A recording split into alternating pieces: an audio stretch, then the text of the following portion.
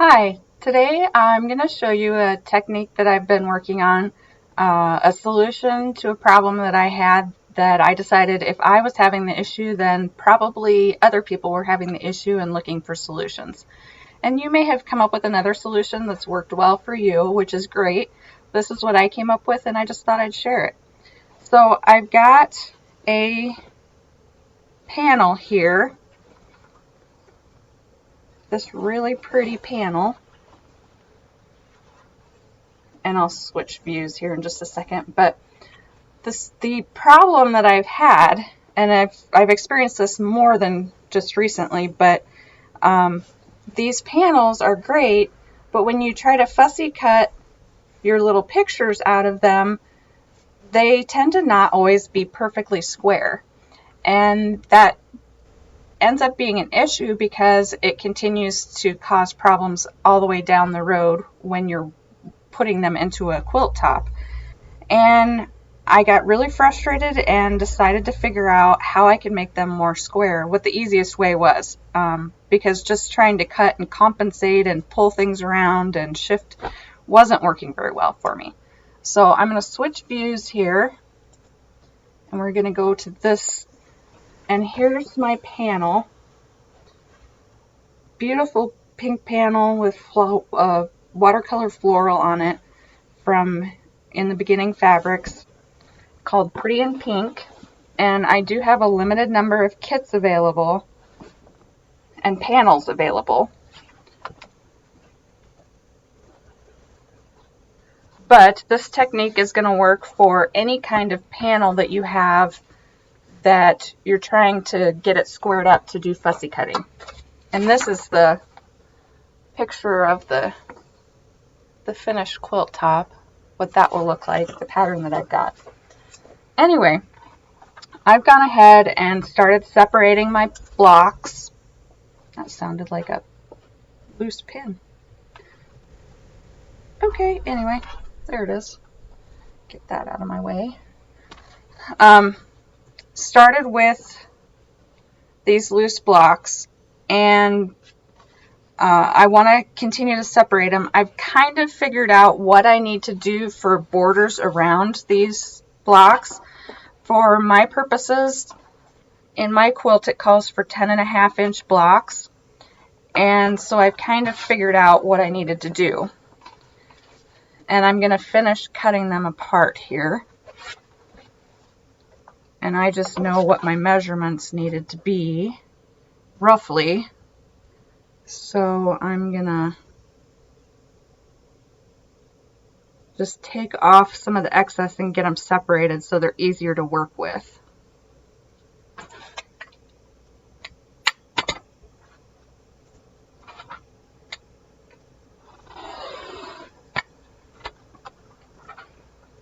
And it doesn't have to be perfect. You just want to make sure, like for me doing a 10.5-inch, I've got a 12.5-inch ruler, and then I've marked with ruler stickers at 10.5 inches so I can keep track of it.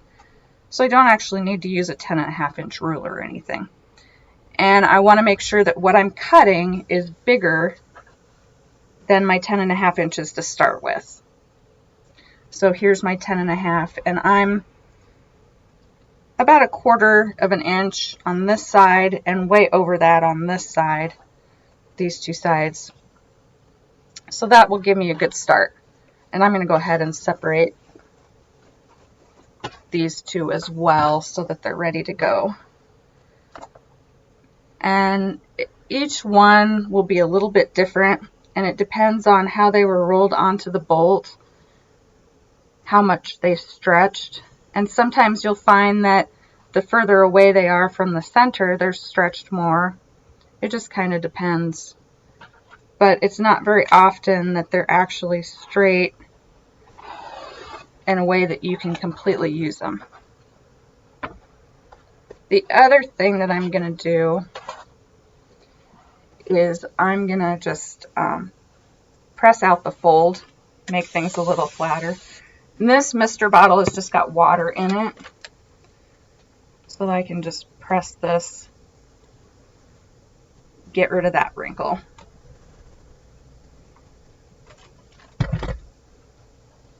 Okay, now what I've done is I've taken my wool pressing mat and I've put on top of that a piece of gridded design wall. This is a flannel fabric with lines about every 2 inches. And what I did when I put that on is I picked this corner, and made sure that I got it as square as I could and laid it on my wool mat, and then I put pins at least every 2 inches. And I probably could have put them every inch. It seems like it's holding okay. Now, being flannel, it's not only sticking well to the wool mat, but my fabric is also going to stick to it quite well, just like a design wall. Then, what I'm going to do, and I can do it any direction, but it works really well with fabrics that you can see the lines through. It would work with darks, but you'll have to be very careful and use your edges. So this is going to work way better when you can see the grid lines through. And you're not going to be able to see this on the camera, but I can see these green lines, and I'm just going to find a place where I want to line it up, where I feel like I can see pretty well, and go from there. And I would like to get a place where I'm going to be able to line this up and work with that too. And I'm not sure what I want to do here. I think I'm lining this grid line up with the top edge of the pink border around my square. And then I'm going to pin right into my mat. Being a wool mat, I can just put pins right in it, and it's not going to hurt a thing. So I've just got some pins lined up here so that they're ready for me to use. And I'm using regular pins because they might get a little bit warm with the iron, and I don't want to melt any plastic or anything, but any heat safe pin should be fine. And I feel like I'm getting off my line a little bit here. So what I'm doing is just squaring up the top part of my block and going all the way across. Now you can see the way this lays, even with without being able to see the grid line underneath, that it's going in this direction. And I can show you a little bit if I put my ruler on here. It's nice and straight across this edge, and it drifts to my right as I go down. So if I had a darker fabric, I could do it this way, and then use my ruler again, and then keep shifting things. As it is, since I can see my grid line, I can just kind of work my fabric, stretch a little bit in the direction that I need to go, and just keep smoothing things down. And sometimes this will take more than one try to get it perfect or as good as you want it to be, because sometimes you're just not going to get it completely perfect.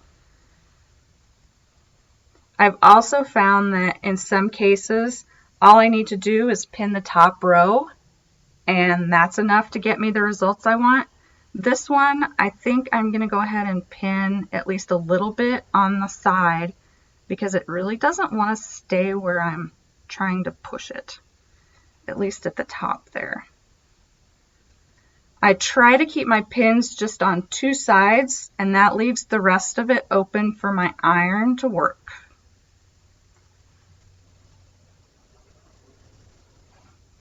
So I'm pretty happy with the way that looks right now. And this Mr. Bottle just has some Best Press in it.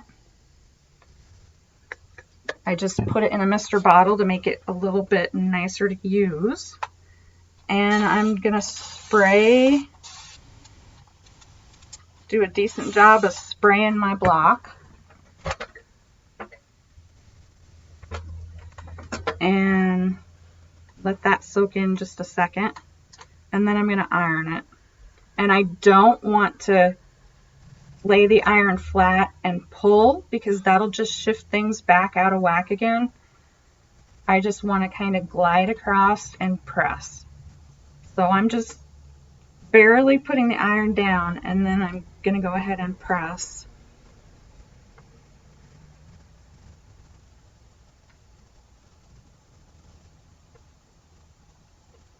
And make sure that that block is good and dry.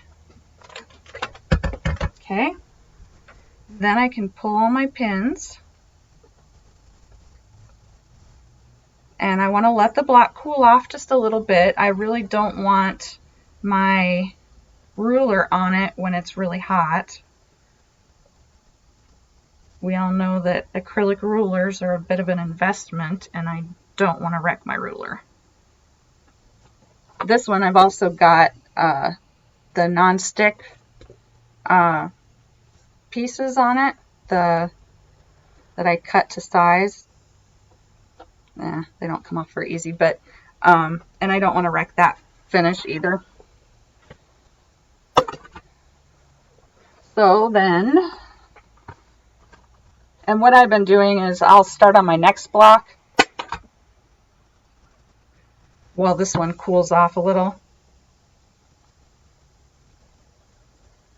and then go to squaring that up more. But it's completely cool now, so then what I'm going to do is I'm going to check and make sure, once it's on my mat, that it's as square as I think I can get it. And this one's looking, it's just a little bit off. I think I might be able to do a little bit better. So I'm going to come back, and my mat is nice and cool now, so I'm not worried about putting my ruler on it. And I'm just going to go ahead and pin again, putting a pin about every inch, and I can use my little grid as a guide for that. And I might put a couple extra pins in this time.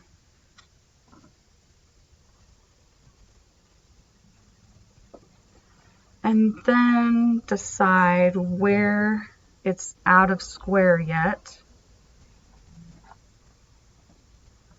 and see what I can do. I'm going to pull this just a little bit.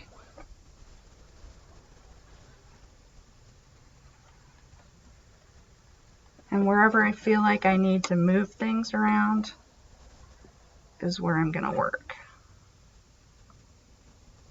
I'm probably getting in the way a little bit. I really want to be able to get my head over the top of this ruler and this block and see what's square and what's not.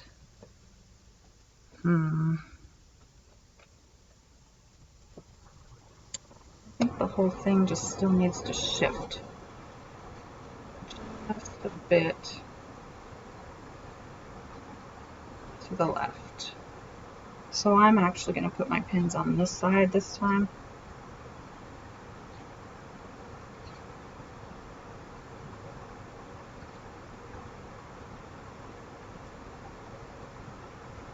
I tell you, when I started doing this yesterday, it made so much difference and made it so much less frustrating for me.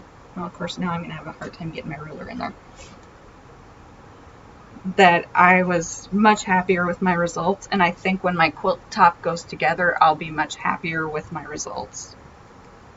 So I'm going to just use water because I already used some Best Press, and I should just be able to get that damp again and basically reactivate the Best Press. And again, I'm not actually ironing, I'm just pressing, gliding it over the fabric, and then putting pressure on it when I stop.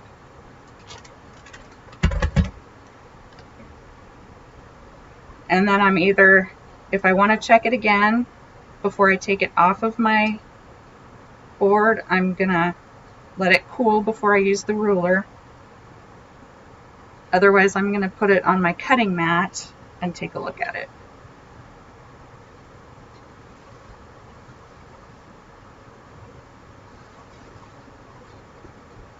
And that's pretty cool, so I think that looks much better than it did. It seems to be just a teeny bit warped in the middle where I've maybe tugged on the corners. So I'm just gonna might iron a little bit and go ahead and see if the iron will stretch it that way.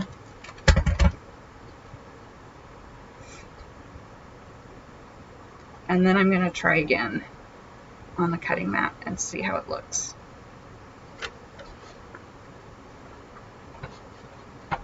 Okay, so that cools off pretty fast on the cutting mat. And then when I'm trimming the block,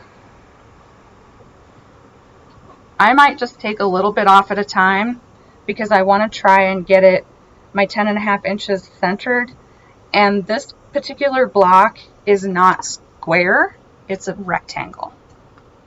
So I don't know if you can see this, but it is just under 10 inches wide and just under 10 1/4 inches long.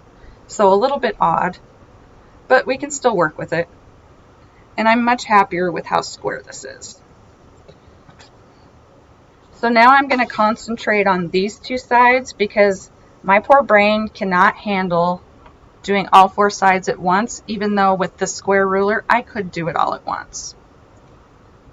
And I got to remember what I figured out for measurement here. So I'm picking what I think is going to be the right measurement. And here my desired width. I have at least that much on this side and on this side. And it doesn't really matter what the actual measurements are, as long as it comes out. So now I'm gonna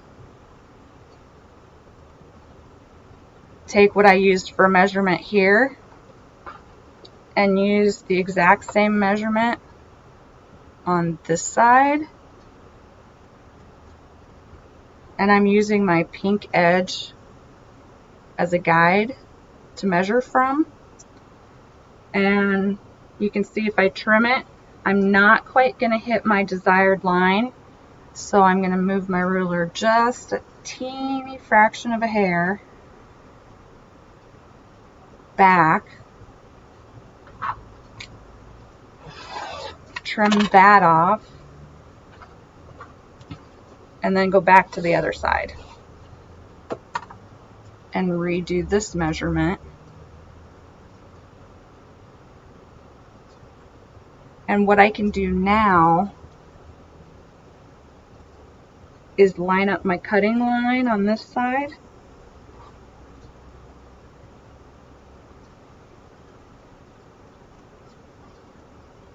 And it's actually pretty close. I'm just going to trim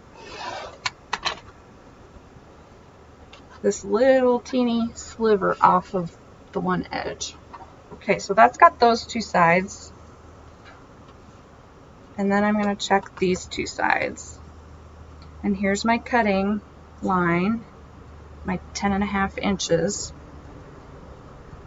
And the reason that I want to use something, if I can, something on the square itself is because the lines that I originally cut may or may not be exactly square with the block itself. And let's see. I line up right about there. And I am also trying to keep it square with the side so that in the end I do have a completely square block.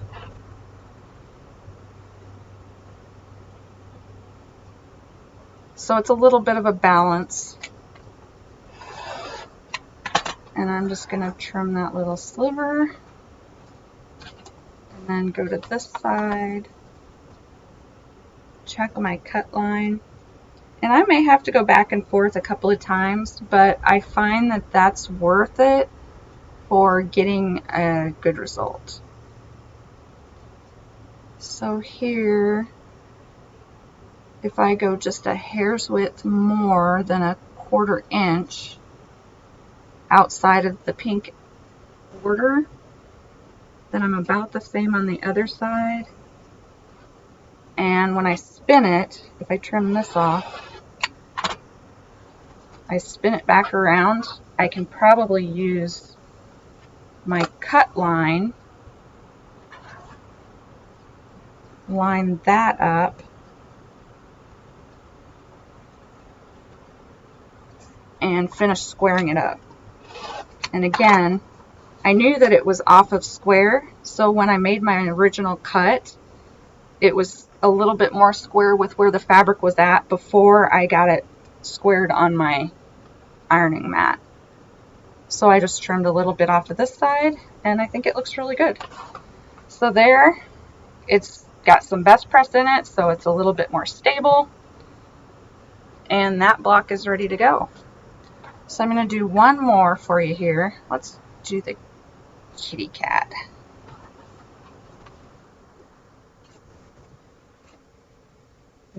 So cute. Now, I'm not the biggest pink person, but I absolutely love this panel. It is just really cute.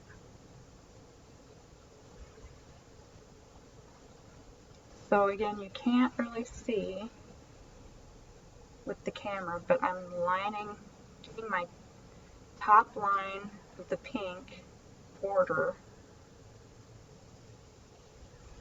lined up with this green line of my flannel grid.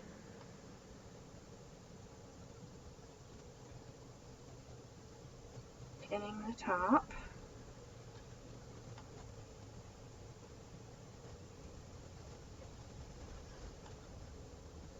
Kind of straightening as I go. My pins will hold everything nice and stable for me.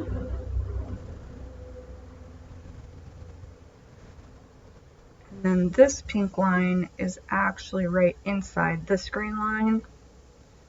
So I'm going to see if I feel like I need to pin that. Oh, we're going to try it and see. And then I'm just going to smooth everything out and try and make it square. And I can see a little bit of my green line here. So I might even stick one pin in here just to help keep that.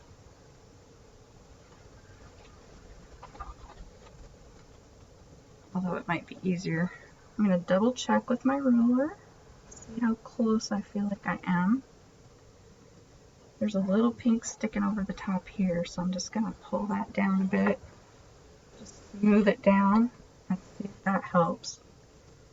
Because to some extent, it will stick to the flannel pretty decent.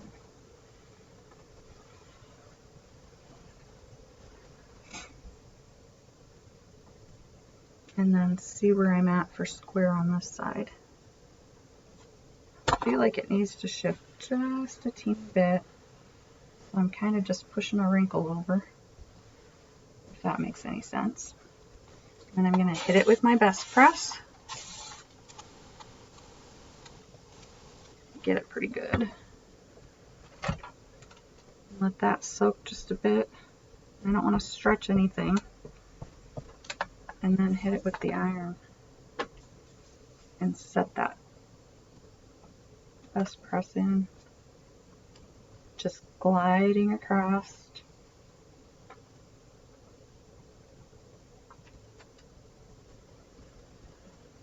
and holding it, make sure it's nice and dry.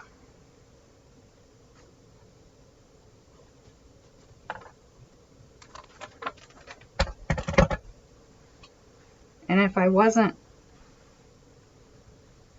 doing a demonstration, I would probably just wait until it dried off or cooled off and then put my ruler back on my mat. But I don't want to take the time for everything to cool off. So I'm just going to pull it off the mat and put it back on if I have to.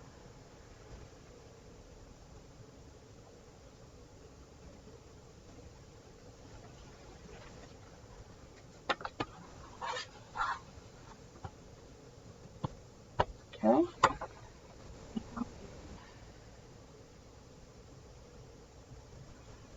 That looks really good. So then I'm going to just trim up my block again, and if I wanted to, I could go ahead and get this one all ready to go too. But I think you get the idea. If you've got any questions or need any clarification or help on anything, let me know. Otherwise, thanks for joining me today. We'll see you later.